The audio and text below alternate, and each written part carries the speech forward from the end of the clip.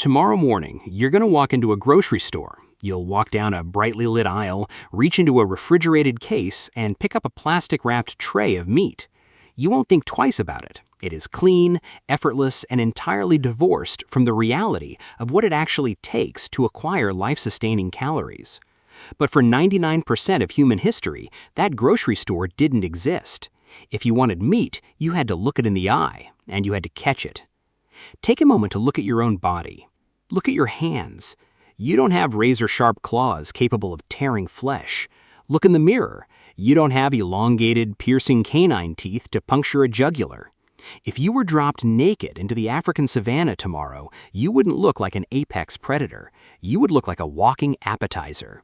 You are slow, you are weak, and your skin is completely unprotected. If you pit a human against almost any wild mammal in a short sprint, the human loses every single time. Our top speed is pathetic compared to the rest of the animal kingdom.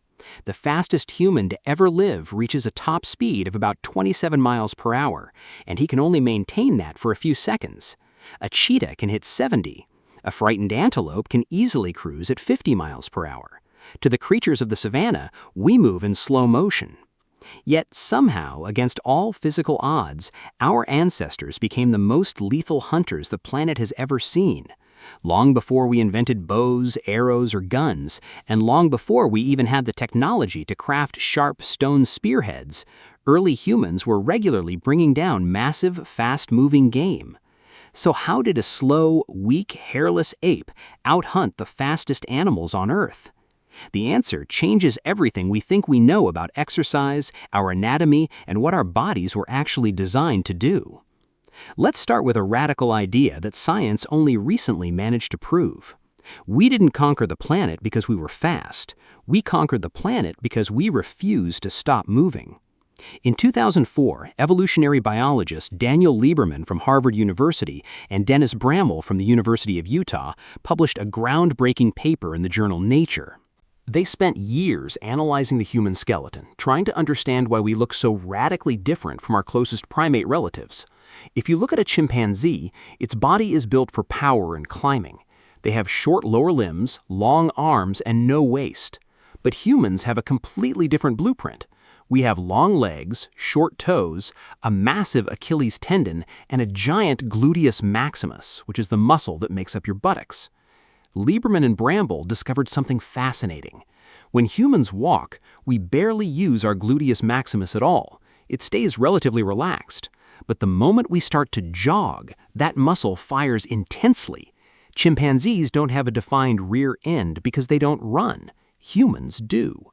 In fact, almost every unique adaptation in the lower human body, from the spring-like arches in our feet to the specialized ligaments in our necks that keep our heads stable, evolved for one specific purpose: long-distance running. We are not built to sprint. We are built to endure. We are the ultimate ultra-marathon runners of the animal kingdom. But running a long distance sounds like a terrible hunting strategy. Why waste massive amounts of energy chasing an animal that can effortlessly outrun you? Because of a fatal design flaw in four-legged animals. When a quadruped, like a deer, a horse, or a kudu, gallops at high speed, its body undergoes massive physical compression. As its front legs hit the ground, its internal organs slam forward against its lungs, forcing air out. When it pushes off, its lungs expand. This means a galloping animal can only take exactly one breath per stride. It cannot pant while it is running fast. It cannot regulate its breathing independently of its movement. This structural limitation means that a fleeing animal can only cool its body down when it stops moving. If it keeps running, heat builds up inside its muscles with nowhere to go. Now look at the human design. Because we stand upright on two legs, our lungs are completely free from the impact of our stride. We can take deep, slow, rhythmic breaths regardless of how fast our legs are moving. We can adjust our breathing on the fly. And then there is our skin. Most mammals are covered in a dense coat of fur. Fur is great for protection and warmth, but it is a death sentence in high heat. When a furry animal gets hot, it has to stop in the shade and pant, relying on the evaporation of moisture from its tongue to cool its entire body. Humans are practically hairless. Instead of fur, we possess an evolutionary superpower. Between 2 and 5 million eccrine sweat glands covering our entire bodies, we can produce more sweat per unit of skin than any other creature on Earth. As we run, air passes over our wet, hairless skin, acting as a built-in radiator. We can dump massive amounts of heat while moving at a full jog under a blazing sun. This brings us to the hunting method that built the human race: persistence hunting. It is a method of hunting that does not rely on stealth, trap setting, or brute force. It relies entirely on weaponizing the weather. An ancient human hunter wouldn't go out looking for prey during the cool hours of dawn or dusk when predators typically hunt. They would wait. They would wait until the absolute hottest part of the day, when the midday sun was beating down mercilessly on the savanna. Imagine the scene from the perspective of a kudu, a massive, powerful African antelope. It is nearly 100 degrees. You are resting quietly in the deep shade of an acacia tree, doing everything you can to stay cool and conserve moisture. Suddenly, out on the shimmering horizon, 2 hairless apes appear. They aren't hiding. They're walking straight toward you. You panic, you leap to your feet, burst into a magnificent gallop, and rocket away at 40 miles per hour. Within 2 minutes, you have left them miles behind in a cloud of dust. You find another tree, settle back into the shade, and try to catch your breath. But 10 minutes later, you look back at the horizon. Those same 2 apes are still coming. They aren't sprinting. They're just moving at a steady, rhythmic, relentless jog. You get up and run again. Another mile, another easy escape. You think you were safe, but 15 minutes later, there they are, jogging, step after step, mile after mile. This is where the trap snaps shut. Every time you sprint away, your internal body temperature spikes. Because the humans keep appearing, you never have enough time to sit in the shade long enough to pant and dump the heat. Your core temperature creeps higher and higher. By the 5th or 6th mile, your muscles begin to lock up. Your blood thickens. Your brain begins to overheat. You are suffering from severe hyperthermia. You can barely stand. Your vision is blurring, and you look back one last time. Those hairless apes are still coming. They haven't stopped. They haven't slowed down. They look exactly the same as they did 6 miles ago.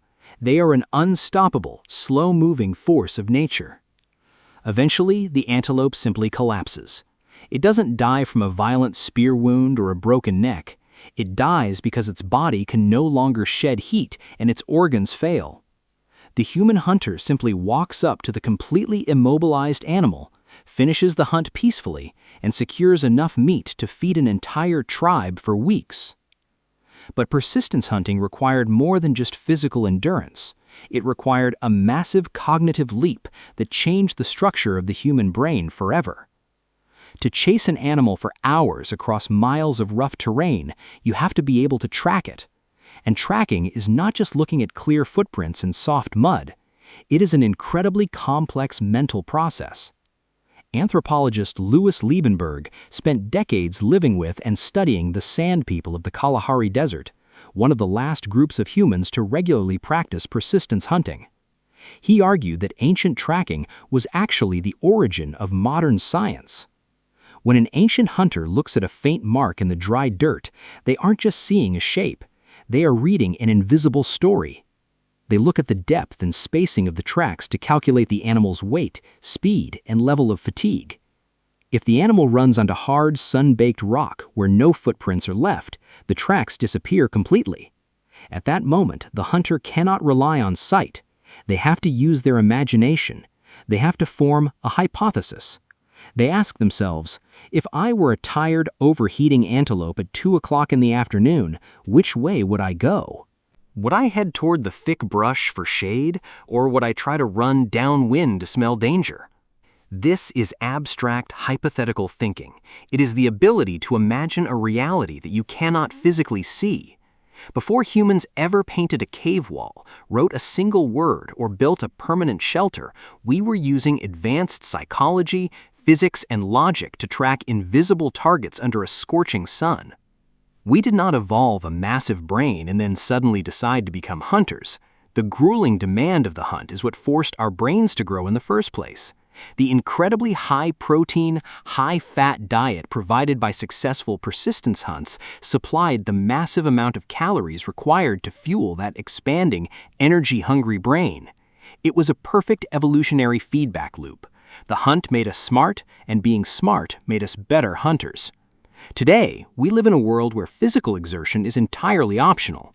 We sit in cushioned chairs, commute in air-conditioned vehicles, and order calorie-dense food with a swipe of a finger. If we run at all, we do it on a rubber belt inside a gym, desperately trying to burn off the calories we consumed too easily. We view running as a chore. We view it as a punishment, a hobby, or something we have to do to stay fit. But your body has not forgotten its history. Your Achilles tendon, your millions of sweat glands, your hairless skin, and your decoupled breathing mechanism are not random accidents. They are living, breathing, evolutionary artifacts. They're proof of a time when your very survival depended on your ability to out-endure the wind. For hundreds of thousands of years, your ancestors did not survive because they were the strongest, the fiercest, or the most dangerous creatures on the savanna. They survived because they simply refused to stop moving forward.